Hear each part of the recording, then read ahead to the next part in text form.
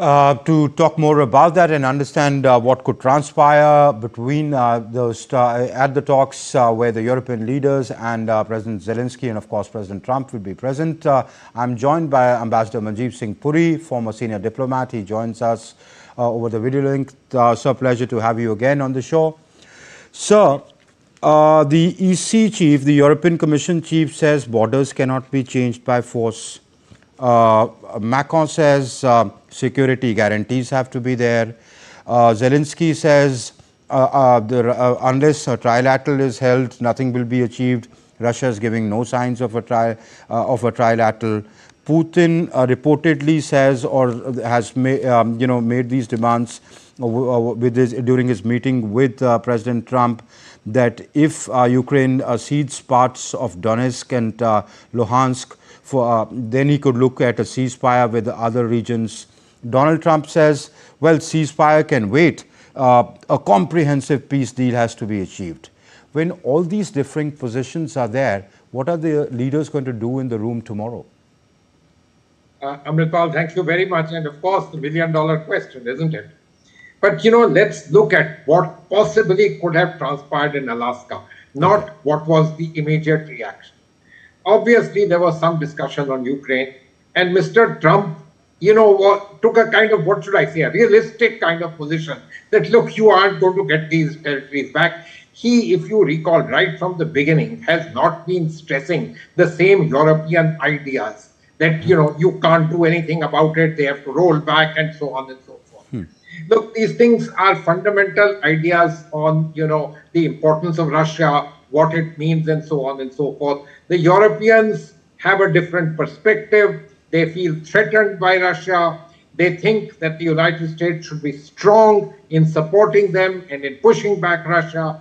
They have this kind of perspective. Mr. Trump, on the other hand, if you recall, even in that press conference, spoke about business interests and this entire thing that he stressed in that Fox News interview, which he gave soon after President Putin left for Russia, where he said that, look, I have a good relationship with President Putin, and last time this Russia, this hoax on the elections, didn't allow us to take things forward. These are perspectives which individuals have.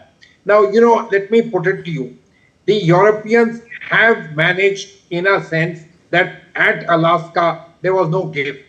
The ideas may have been exchanged. President Trump may stand convinced, but he knows that he has to convince them. Now that they are not going, all of them are going to go to Washington. They're not just letting President Zelensky go and come under a kind of specific pressure. They think that by their presence, they can try and hold the fort of their own position. We'll have to see what happens. Because President Trump also, when he comes under a lot of pressure, he may bluster a lot at the time, but then he, in a sense, does come around. Remember, from his very first days of how he treated President Zelensky to now, after the Alaska meeting, saying, my first call will be with him, and he spoke to him for an hour. Perhaps he spoke to him the same thing, that please cede some territory, agree, etc. That's okay. But at least the fact that you have to be on board was acknowledged by him. So this meeting is important, and let's say the Europeans know they are under pressure. They don't have abilities on their own to be able to stand with Ukraine and defend Ukrainian territory or to negotiate with Russia. They need the United States. But at the same time, they also have their own abilities at being able to play with Mr. Trump. Let's see how this pans out. I hope in the end it doesn't become a case that President Trump sort of kind of goes along with them, because my worry for all of that is some kind of a rollback in terms of what we were seeing from the Indian position, that at least there's no hardening of position vis-a-vis Russia, which meant any further secondary sanctions, etc., at the moment seemed off. So do the Europeans mistrust the American president? Do they feel that he'll just secure his interests or the American interests and barter away the European interests on the table? Amritpal, let's not use expressions like that, but you hit the nail on the head. Look, they were always apprehensive of the election of President Trump and his relationships with the Russians and what he says publicly about them. Now, the Europeans have bought into this old neocon theory that the Russians have to be not just contained and left there, but diminished. The Dayton theory, the old theory of Kissinger, Nixon, etc., was, Russia is part of the scene, the European scene. You need to leave them there. We've got a deal. Let's live with them. But, things have changed. The neocons have been pretty much successful. In fact, much of this Ukraine situation has resulted as a result of the Americans pursuing those kind of policies. And that's been a fact. So the Russians, the Europeans have two or three things. One, they feel that they are not strong enough to be able to take on a belligerent Russia. Okay. So they feel security-wise threatened. They haven't put in the kind of monies and infrastructure, etc., over the last 70 years. If I may use the expression, they did a free ride on this NATO thing. It will take a long time for them to be able to pull into this. Their economies are not doing so very well. So they need the Americans for themselves. They also have their trade relations and other things because these are intertwined economies, which result in the Europeans doing well, also the Americans, of course. And so when you look at all these particular things, Ukraine becomes for them a central piece because it's a question of, what they have persuaded themselves that they stand for. Okay. They see a threat from Russia. They don't think they can manage it themselves, but they feel that, there has to be a strong message to the Russians to keep them contained. Okay. Then the question arises, I know you wouldn't want to go as far as saying that the Europeans mistrust the American president, but okay, let's put that phrase aside if you have a problem with that. But there are, what you're saying is that there are differences of position between the Europeans and and America. Then if, assuming all three sit on the table, or four, Ukraine, United States, Russia, and the European leaders sit on the table, then isn't Putin strengthened by the chinks in the Western camp and he negotiates better for himself? Well, that would appear to be the usual case. But, if President Trump starts taking his side, then can you imagine what would happen to the Europeans as well as President Zelensky? So this is really a question of within the transatlantic alliance. What is their thinking? As a transatlantic alliance, they've been very strong.